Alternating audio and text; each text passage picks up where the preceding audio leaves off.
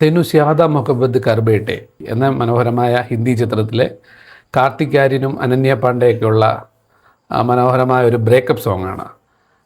ഇത് തൽവിന്ദറാണ് ആലപിച്ചിരിക്കുന്നത്. തൽവിന്ദറിൻ്റെ മാസ്ക് മാൻ എന്നാണ് ഓൾറെഡി അറിയപ്പെടുന്നത്. ഉള്ളിലെ വേദനകളൊക്കെ അടക്കിപ്പിടിച്ച അദ്ദേഹത്തിൻ്റെ സ്ഥിരം ശൈലിയിലുള്ള ഗാനങ്ങളുടെ ഒരു പാറ്റേൺ. പക്ഷേ ഇതിൻ്റെ ഒരു ഭംഗി എന്താണെന്ന് പറഞ്ഞു കഴിഞ്ഞാൽ ഇത് പഞ്ചാബി ഫ്ലേവറുള്ള ഗാനമാണ്.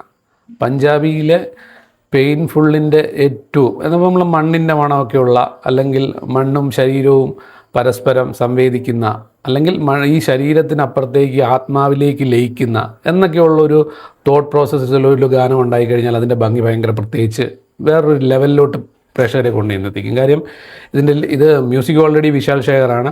അതുപോലെ തന്നെ ഇതിൻ്റെ ലിറിക്സ് കുമാറാണ് കൈകാര്യം ചെയ്തിരിക്കുന്നത്. കുമാറിൻ്റെ ലിറിക്സ് ഒരു രക്ഷയില്ല, ഭയങ്കര പൊയറ്റിക് ബ്യൂട്ടിയാണ് പുള്ളിയുടെ. കാര്യം പെയിൻ എത്രത്തോളം ഗംഭീരമായി എഴുതാവോ അദ്ദേഹത്തിൻ്റെ വരികളിൽ അത് ഗംഭീരമായി വന്നിട്ടുണ്ട്. അതിൻ്റെ ഏറ്റവും നല്ല ഉദാഹരണമാണ് അദ്ദേഹത്തിൻ്റെ വരികൾ തുടങ്ങുന്നത് തന്നെ, നമ്മുടെ കൈരേഖകൾക്കൊരു വിധി ഉണ്ടെങ്കിൽ ആ വിധി എന്ന് പറയുന്നത് ശരിക്കും നമ്മുടെ മനസ്സിലല്ല, അത് ആത്മാവിലാണ് ഉണ്ടാകുന്നതെന്നാണ് പറയുന്നത്. അതുപോലെ തന്നെ പ്രണയം അല്ലെങ്കിൽ സ്നേഹം അമിതഭാരമായി കഴിഞ്ഞു കഴിഞ്ഞാൽ അത് ജീവിച്ചിരിക്കുമ്പോൾ തന്നെ ഒരുപക്ഷെ മരണപ്പെട്ടേക്കാം എന്ന രീതിയിലും അദ്ദേഹം പറയുന്നു. അതുപോലെ തന്നെ കണ്ണുനീരിന് കണ്ണിൽ നിന്ന് തന്നെ അടർന്നു വീഴാൻ സാധിക്കുന്നില്ല, കാര്യം അത് കണ്ണിൽ തന്നെ ഒരു സ്ഥായിയായ ഭാവം ഉണ്ടാക്കുന്നു എന്നുള്ള ലിറിക്സൊക്കെ ഗംഭീരമാണ്. അതിൻ്റെ ലാസ്റ്റ് പോർഷനിൽ വരുന്നൊരു ലിറിക്സ് ഉണ്ട്. ശരിക്കും ഈ സ്നേഹം അധികമാകുമ്പോൾ, അല്ലെങ്കിൽ നമുക്ക് സ്നേഹം നമുക്ക് മുമ്പോട്ട് കൊണ്ടുപോകാൻ ഒട്ടും പറ്റുന്നുമില്ല, പക്ഷേ അതുപോലെ തന്നെ നമുക്കിത് ബ്രേക്കപ്പ് ആവാനും സാധിക്കുന്നില്ല.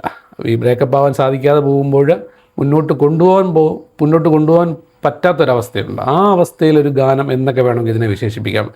ഇത് സമീർ ബിസ്വാൻസ് ആണ് ഇതിൻ്റെ ഡയറക്ടർ.